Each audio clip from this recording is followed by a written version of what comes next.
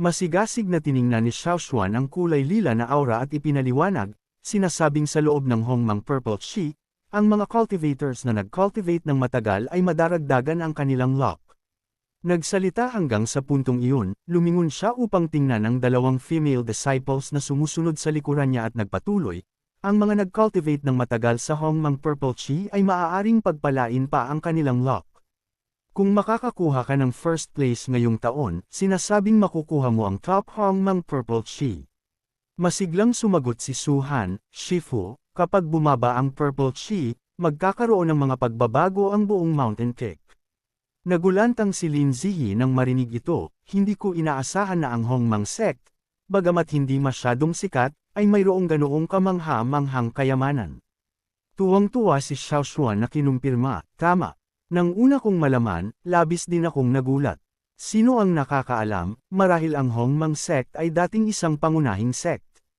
Matapos dumaan sa matatayog na bundok, ang tatlong master at mga disciples ay pumasok sa isang magandang lugar na parang panaginip, na may hindi mabilang na mababangong bulaklak at kakaibang halaman. Sa isang makulay na dilaw na bulaklak, masayang sumisipsip ng nectar ang mga kulay lila na paru-paro, na nagdaragdag sa kahangahangang ganda ng isang kaakit-akit at marilag na tanawin. Tiningnan ni Lin Ziyi ang espasyo sa harap niya at sinabing may kagalakan, ang spiritual chi sa hangin ay mas siksik ngayon. Ang pag-cultivate dito mamaya ay tiyak na magiging madali. Napansin ni Su Han ang isang malaking gintong dilaw na puno na naglalabas ng spiritual chi sa paligid ng puno. Ang mga sanga ay nakakalat, puno ng malusog at makulay na bunga. Hindi niya napigilan ang kagalakan sa kanyang puso at emosyonal na sumigaw, hindi ba ito ang kinakailangang material para pinuhin ang hindi mabilang na golden course? Walang limitasyon, napakarami. Tiningnan ang mga prutas na hugis bilog na babies, patuloy na namangha si Su Han, ang Hongmang Purple Chi ngayong taon ay tila mas siksik. Makalipas ang ilang sandali, dumating ang tatlong Shifu at mga disciples sa isang malinaw na asul na lawan na puno ng makulay na pulang mga lotus flowers na naglalabas ng mayamang spiritual chi. Tuwang-tuwang sumigaw si Lin Ziyi, isang lawan ng Meltang Heartfire Lotuses. Oh, sa mga ito, hindi ba natin kayang gumawa ng mga spirit swords tulad ni Shifu? Nakita ang kagalakan ng kanyang mga disciples, madaling sumang-ayon si Xiao Xuan, maaari kayong sumubok. Pagkatapos, nagpatuloy ang tatlo patungo sa tirahan ng first cake. Nakatayo sa harap ng matayog na gate, tiningnan ang gusali na nakabalangkas na parang isang marangyang hotel, nagulat si Lin Ziyi, bakit pati ang bahay ay automatikong inaayos. Ipinaliwanag ni Xiao Xuan, sinasabing ang mga gusali ng Hongmang Sect ay lahat nagbago mula sa mga bundok dito. Nakita ngayon, tila totoo nga. Matapos pumasok sa bakuran, bumalik si Xiao Xuan at sinabi, sige, ngayon, lahat kayo, bumalik sa inyong mga rooms at ayusin ang inyong chi. Naghahanda para salubungin ang kompetisyon bukas. Maligayang sumagot si Lin Ziyi at Su Han nang marinig ito, opo, Shifu. Kasabay nito, sa martial arts platform sa itaas ng arena, mayroong mga figure ng dalawang kalaban na naglalaban. Ganap na nangingibabaw ang female disciple ni Zuan na si Li Qingyuan. Tumalon siya, iwinagayway ang kanyang espada at, wham! Nahulog ang espada ng lalaki mula sa kanyang kamay. Talagang desarmahan. Ang hinahamak na lalaki ay walang iba kundi ang traidor na si Wang Fang. Hawak ang kanyang nasugatang pulso, sumumpo siya, lintik. Matapos sampilan ng kanyang puwit, casual na binanggit ni Lin Qingyuan ang nakaraan, naalala ko na dati, nagmamakaawa ka kay Shifu na payagan kang sumali sa second pick. Kaso, tinanggihan ka ni Shifu. Ouch! Tumingin sa natalo na si Wang Fang na nakaluhod sa lupa, wala siyang awa at binalatan siya, sa tingin ko, wala kang tunay na interes sa swordsmanship. Malamang gusto mo lang sumali sa second pick para sa swordplay skills ng aking Shifu o marahil dahil sa maraming female disciples ang second pick. Tiningnan siya ng may paghamak, patuloy siyang nangutya, kaso, ang mga female disciples ng second pick ay hindi man lang titingin sa isang walang silbi na womanizer na tulad mo. Doble pang ouch. Tinamaan si Wang Fang sa masakit na bahagi, nakaramdam ng galit at kahihiyan. Ngunit wala siyang magawa kaya yumuko na lang siya at nagngit-ngit, tiniis ang kahihiyan. Lalo pang nandidiri si Lin Qingyuan sa pagtingin sa kanya kaya malamig niyang ipinagpatuloy. Narinig ko kanina na papayagan ni Elder Xiao ang kanyang mga disciples na i-customize ang kanilang mga sword techniques, at talagang gusto kong subukan ito.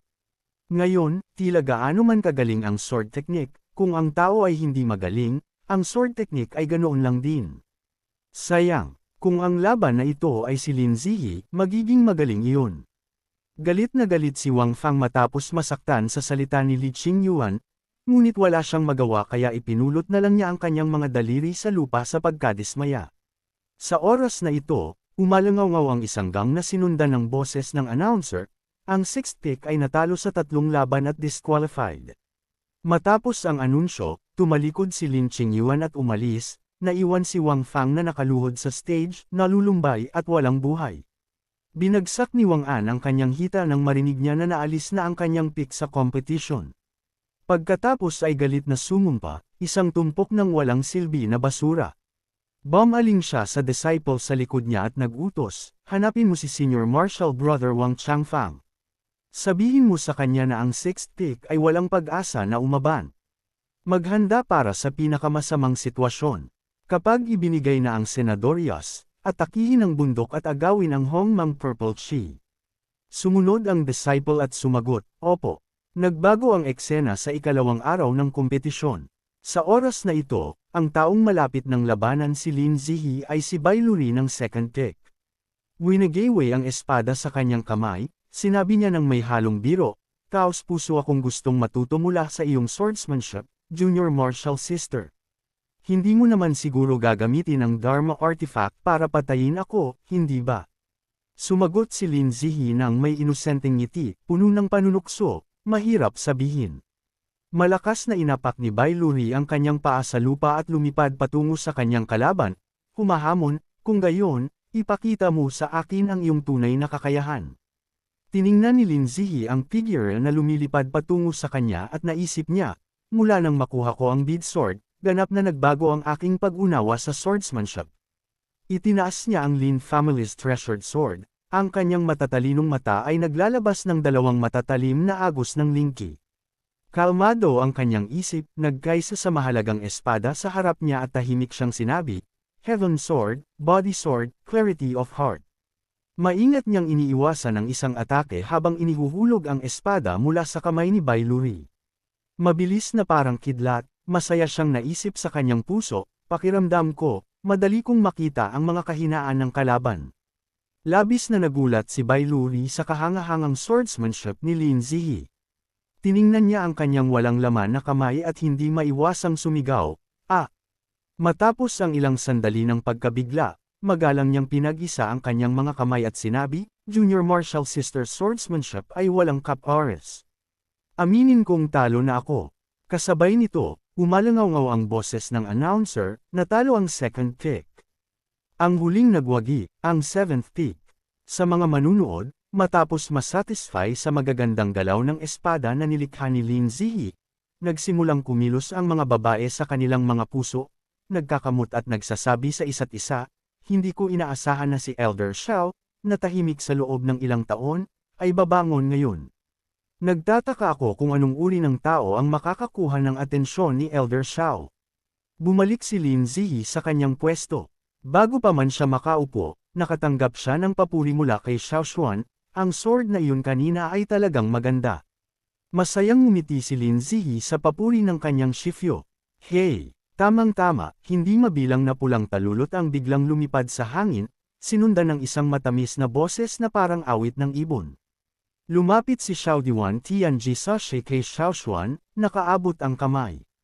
Long time no see. Mas maganda ang hitsura mo ngayon kaysa dati. Sumulyap si Xiao Xuan sa parang fairy na kagandahan at mahinang sumagot, maganda rin ang hitsura ni Shi. Mas malakas din ang chi mo. Mukhang masaya ang pag-alagala mo. Biglang bumalik ang alaala ni Xiao Xuan sa nakaraan. Sila ni Xuan ay halos sabay na pumasok sa Hongmang sect. Noong una, mabilis na lumakas ang kanyang cultivation, at laging sinusubukan ni Shi na daijin siya. Dati, naiinis siya rito. Naaalala pa niya ang lahat ng mga babaeng nagpapansin sa kanya, at si Zuan na ginamit iyon bilang motivation. Sa susunod, sasabihin niya, tiyak na lalampasan kita. Patuloy na naglalakbay si Xiaoshuan sa kanyang alaala.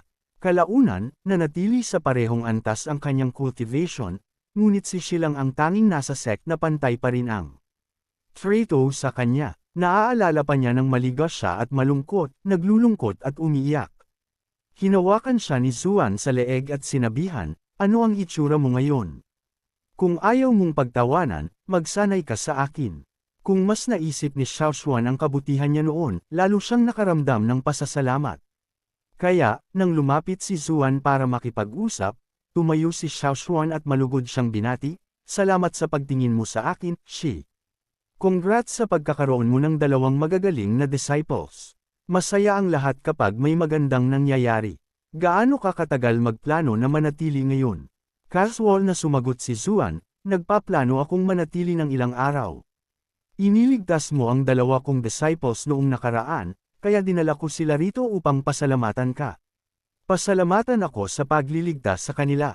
Narinig siyang sabihin iyon, tumawa si Xiaoshuan, haha. Shi, itinuturing mo ba akong tagalabas? Nagpalit ng paksa si Zuan, ngayong taon, nagwagi si Shidi sa first place sa Hongmang Purple Chi ng pinakamataas na grade. Tiyak na mapataas mo ang iyong cultivation sa isang bagong antas. Nagpakumbaba na sumagot si Xiaoshuan sa papuri niya, hindi rin naman masama si Shi. Sa ibaba ng arena, patuloy na umalangaw-ngaw ang masayang boses ng dalawang pick leaders, kaya, nagpapalitan lang tayo ng kaunting business. Hindi nila alam, sa itaas, mayroong lihim na nagmamasid sa kanila. Kumunot ang noo ni matandang Wang An ng sixth pick sa kanila nang may hindi nasiyahan na ekspresyon pagkatapos ay bumulungan, huwag mo nang isipin iyan. Tumayo siya at sinabi, malapit na ang oras. Sa likod niya ay hindi mabilang na mga prodigies ng Demon Sect ang naghihintay ng kanyang utos, handa na ang mga sandata, naghahanda para lumaban. Matapos ang sigaw ni Wang An, wasakin ang Hongmang, agawin ang Purple Chi. Lahat ng mga disciples ng Demon Sect ay sabay-sabay na lumipad upang isakatuparan ang kanilang plano, nag-iwan ang mga guhit ng puting spiritual chi na parang mga buntot ng kometa. Ang sect leader ng sixth peak ay nabalutan din ng nagliliyab na kulay lila na spiritual aura. Kasabay nito, sa isang lugar sa sect, humikab ang isang Hongmang disciple, tinakpan ang kanyang bibig, gusto ko talagang panuurin ang competition. Ngumisi ang disciple sa tabi niya, sino ang nagsabi sa atin na napakasama ng ating kapalaran? Oras na natin na bantayan ang lugar. Habang casual na nagchichismisan, bigla silang parehong bumaling nang marinig ang isang boses mula sa malayo, wasakin ang Hongmang. Agawin ang Purple Chi. Kasama ng sigaw, maraming figure na may hawak na Dharma artifacts ang sumugod patungo sa kanila na parang baliw. Ganap na naguguluhan, sumigaw sila sa takot, sino kayo? Paano kayo naglakas loob na pasukin ang Hongmang Sect? Kasabay nito, sa Mountain Square, hindi mabilang na demonic troops ang lumitaw sa kalangitan. Ang nangunguna sa kanila ay si Wang Changfang, elder ng Sun Moon Ghost Gate, Nascent Soul First Level. Sumakay siya sa kanyang Dharma Treasure, nakangiti ng mayabang habang binabati, matandang magnanakaw na Zhang Hai, sana ay maayos ka. Tumangala ang Hongmang Sect Master sa kanya at sinabing mahigpit, Wang Changfang. Talagang ikaw iyan. Talagang hindi ka sumuko. Umaasa ka sa Sun Moon Ghost Gate at ngayon ay naglakas loob kang bumalik at magdulot ng gulo. Casual niyang kinontrol ang espada sa kanyang kamay, mayabang na nagbibigay ng mga utos, ngayon, umabant ako sa Nascent Soul. Matandang magnanakaw, nasa Golden Core Peak ka pa rin, hindi ba? Ngayon, lumuhad ka at magmakaawa sa akin para patawarin ka, pagkatapos ay dakpin si Zuan at ibigay siya sa akin. Matapos sabihin ang mga salitang iyon, ngumisi siya ng malupit at sinabing may pagmamataas, maaaring patawarin ko ang Hongmang Sect. Sumigaw si Zhang Hai ng galit. Ang Hongmang Sect ay hindi isang lugar na maaari mong puntahan at iwanan ayon sa iyong gusto. Kasabay nito, itinaas niya ang kanyang kamay at inipon ang kanyang chi, isang malakas na Asher aura ang sumabog mula sa kanyang katawan habang inia-activate ang Sect Protecting Grand Formation. Sinabi niya ng may pagmamalaki, ang Sect Protecting Grand Formation ay matagal nang inihanda para sa iyo. Kasabay ng pagsasalita ni Zhang Hai, lumitaw ang isang berdeng barrier na bumabalot sa buong Hongmang Sect. Ang sect protecting Grand Formation ay katatag lang at agad na nagpakawala ng kidlat sa mga demonyo ng Sun Moon Ghost Gate, na nagdulot sa kanila na maging parang mga ibon na nahuli sa bagyo na may sirang pakpak, nawala ng momentum at nahuhulog mula sa kalangitan. Nakita ang nakakatakot na kapangyarihan ng sect protecting Grand Formation, nagpahayag ng paghanga si Wang Changfang. Narinig ko na ang ninuno ng Hongmang sect ay dating isang immortal at ang kapangyarihan ng isang sect protecting Grand Formation ay kahanga-hanga. Nakita ngayon, totoo nga sa reputasyon nito. Pagkatapos ay ngumiti siya ng masama, binabago ang kanyang tono sa paghamak, pero, iyon lang iyon. Sa sandaling matapos siyang magsalita, isang kislap ng liwanag na parang kidlat ang biglang lumitaw sa ibabaw ng barrier, na nais na punitin ang langit, na nagdulot kay Zhang Hai na tumangala sa pagkabigla at sumigaw, "Hanam!" Pagkatapos ay biglang lumitaw ang malalaking bitik sa berdeng barrier na bumabalot sa Hongmang sect, sinamahan ng mga tunog ng pagbitak.